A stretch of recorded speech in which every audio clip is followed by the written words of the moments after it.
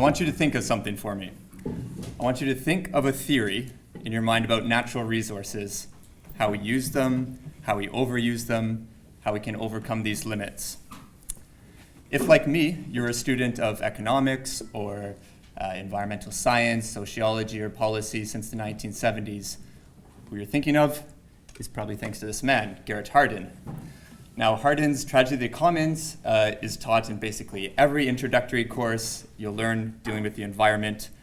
And now what Hardin is saying is he's looking at resources around the world that are being used in commons, and with limited resources, but lots of people with desires, the solution is inevitable. And now I started learning these courses the exact same way. But yet, researching fisheries for 7 years, I've come to the conclusion that actually he's got it all wrong. So this is what I want to talk to you today about, my research journey in this. And in particular, about fisheries, where I think the Tragedy of the Commons makes no sense, and we've got everything completely backwards. So I'm going to start just talking about the theory in general. So as I mentioned, Hardin's observation is that we have finite resources, and these are shared across people. The problem with that is we have an asymmetry. The gains of using the resource are acquired personally, whereas the costs are shared collectively. Hardin asks us to think about a group of cattle farmers, where each farmer can put another head of cattle on the land, and they get the income from selling that head of cattle at the end of the year or 2 years growth cycle.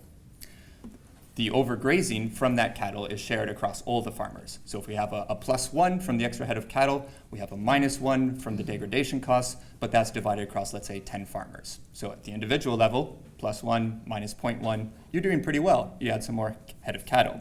And of course, we can see where this goes. Eventually, the resource is degraded completely.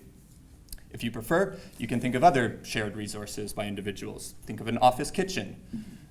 Each individual uses that kitchen. The cost of the mess is shared across everyone. The results are disgusting. Now, the title for this symposium is Adaptation to a New Economic Reality. And here, Hardin had a very clear vision as well. In Tragedy of the Commons, Hardin writes that the freedom to breed is intolerable. He writes that we should resist the Universal Declaration of Human Rights because of the reproductive rights that are in there. Hardin views things through social Darwinism. Resources for a few, and we must exclude everyone else. Not wanting future presenters to be accused of selective quoting, Hardin makes his next piece even more obvious, called Lifeboat Ethics, the case against helping the poor. So Hardin's Tragedy of the Commons has been cited 40,000 times. It's one of the most cited papers in environmental sciences.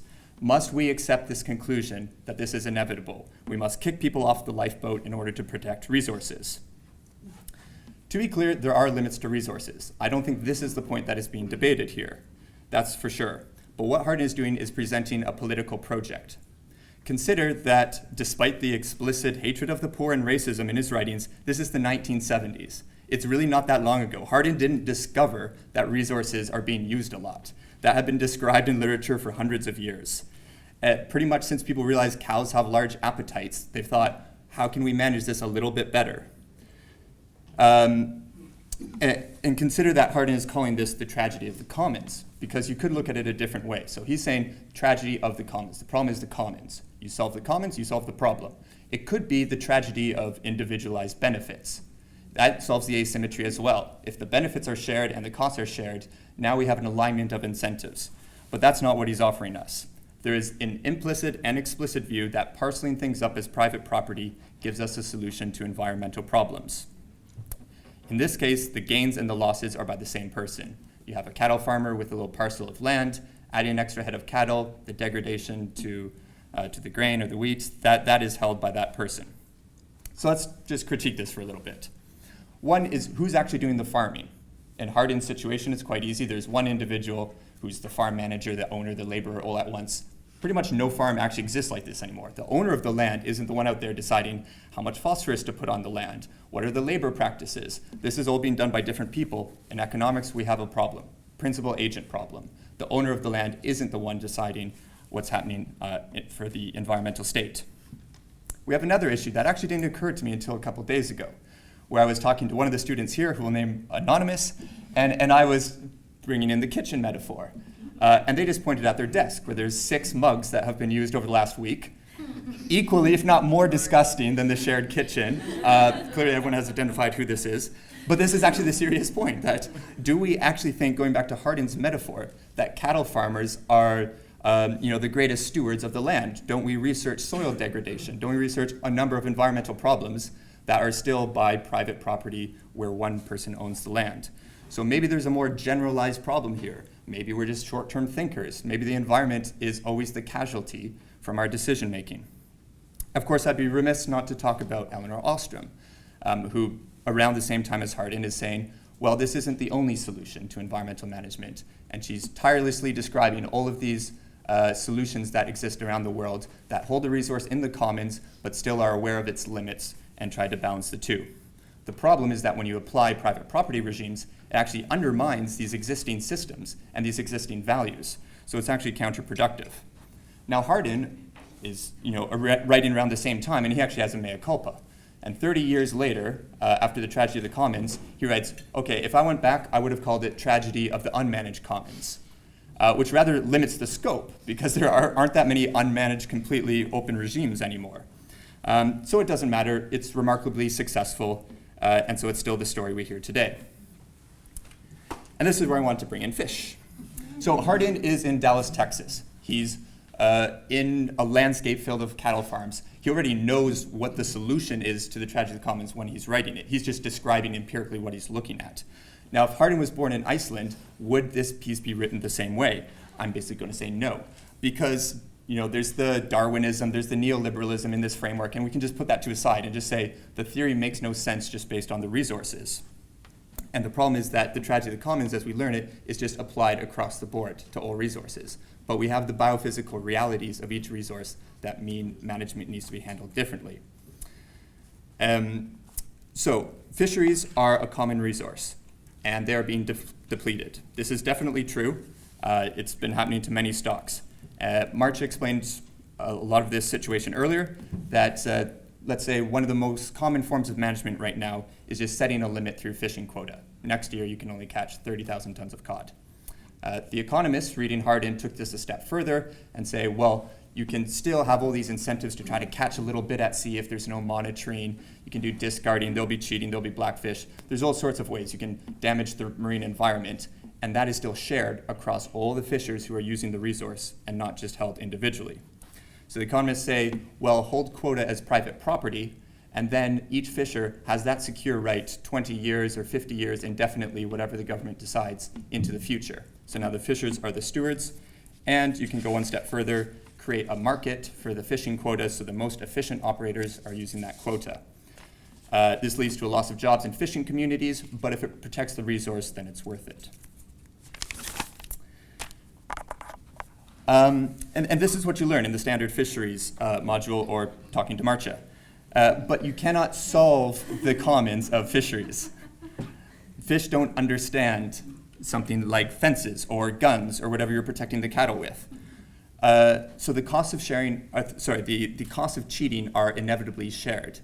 If you go out, you always have the incentive as a fisher to take a little bit more if you can, because although you have the protection of the resource in the future, taking one more cod, the cost of that is shared across all the other fishers.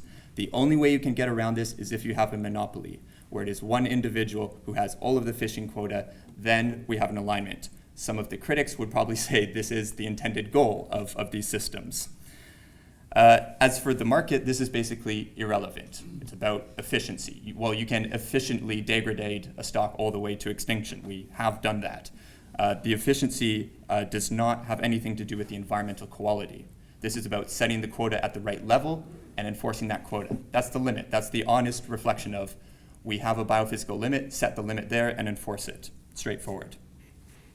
So with this skepticism towards Hardin and the realization about the nature of fish stocks, I came to look at my research in natural resources a bit differently. I had learned that there were empirical studies, of course, in fisheries, trying to test some of these things we're discussing. You can look at how these systems, ITQs, as we heard before, are performing versus other systems. It's a natural thing to do. But then you see how Hardin actually comes up in all of this research as well, because it's obsessed with comparing private property rights to open access regimes, these unmanaged commons. So you have these studies saying, if you privatize fisheries, we can see they perform better than unmanaged commons.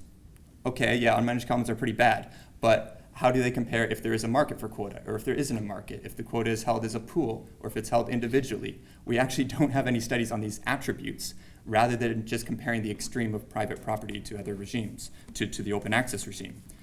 So left frustrated with this research and lack of control groups, this is the study that March and I have been working on for the last 2 years, born out of frustration. And what I would say is that we need a little bit of honesty, actually, in this space, that proponents of ITQs are looking at the profits that can be generated from it, the efficiency. This seems like a good system. The opponents look at the job losses, the effects in small fishing communities, and they oppose it. The fishing managers say, what does this mean for the stock? Are we overfishing it or not? So everybody speaks the language of environmental benefits when the evidence there is completely unknown. So possibly the first and only time I'll say this is to be a little bit more like Hardin and be honest about what you're trying to achieve. And I'll just end with one more general lesson from my research. And this is to be curious, that social systems are designed by us.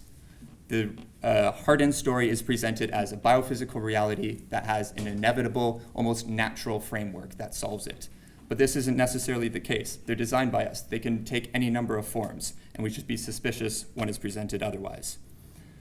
Also, be curious and take an interest in what you're studying. Economists like myself are probably the worst at this. We just take a new resource, we apply a framework to it, publish another paper. But care about the thing you're researching. Care about the fisheries. You'll learn that it's a common resource. You'll learn that you need to change your framework. If you care about something, you'll get in the nitty-gritty details, and it will become obvious that you need to apply new frameworks for new situations. For me, this is the real tragedy of Hardin's story, that we've lost the fundamental lesson of research.